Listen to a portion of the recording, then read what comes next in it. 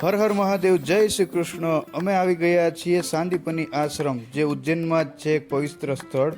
સાંદીપની આશ્રમ આ જગ્યાએ જે ભગવાન શ્રી કૃષ્ણ અને બલરામે પોતાના ગુરુ સાંદીપની મુનિ પાસે શિક્ષણ લીધું હતું। આ આશ્રમ વાતાવરણ એટલું શાંત છે કે અહીં આવતા જ મનને અલગ જ શાંતિ મળે છે। મિત્રો, સાંદીપની આશ્રમ ઉજ્જૈનના શહેરમાં જ એક આવેલું પ્રાચીન સ્થળ છે।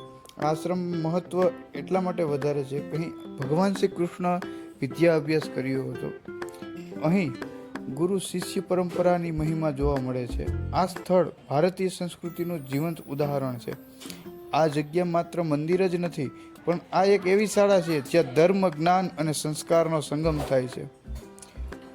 જ્યારે તમે આ આશ્રમમાં પ્રવેશ કરીએ છીએ ત્યારે એક સુંદર શાંતિભર્યું વાતાવરણ અનુભવાય છે। ચારે બાજુ વૃક્ષો, પક્ષીઓની ચહક અને મંદિરોની વાગતા ઘંટનો અવાજ મનને શાંત કરી દે છે। અહીંની હવા પણ આધ્યાત્મિક લાગે છે। આ જે કુંડ જોવા મળ્યો છે તે આશ્રમનો એક પવિત્ર કુંડ છે, જેને સરસ્વતી કુંડ કહે છે। લોકો માને છે કે અહીં સ્નાન કરવાથી પાપનો નાશ થાય અને જ્ઞાન પ્રાપ્ત થાય છે।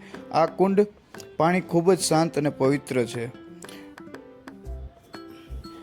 અહીં ભગવાને શીખેલી 64 વિદ્યાનું અહીં બતાવવામાં આવ્યું છે। 64 વિદ્યા એટલે માત્ર પુસ્તક જ્ઞાન નહીં, પણ જીવવાની સંપૂર્ણ કળા છે। આ વિદ્યાઓ વેદ, ઉપનિષદનું જ્ઞાન, ધનુષ્ય વિદ્યા, સંગીત, નૃત્ય અને રાજધર્મ, નીતિ, સેવા અને આત્મજ્ઞાન સામેલ હતું।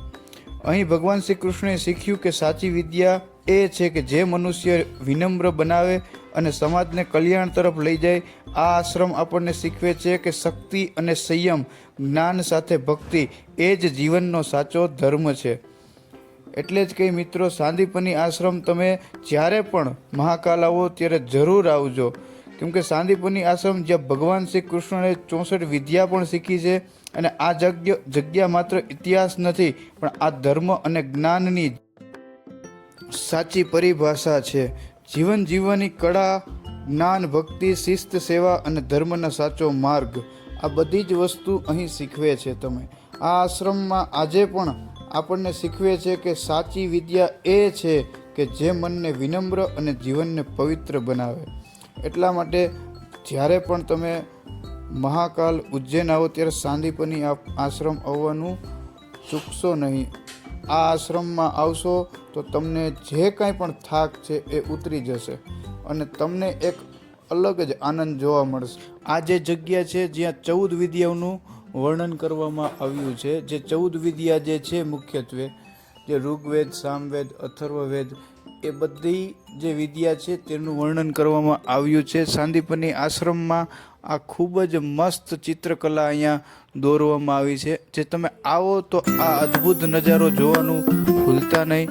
અને જ્યારે પણ ઉજ્જૈન આવો ત્યારે સાંદીપની આશ્રમ જરૂર આવજો। હર હર મહાદેવ।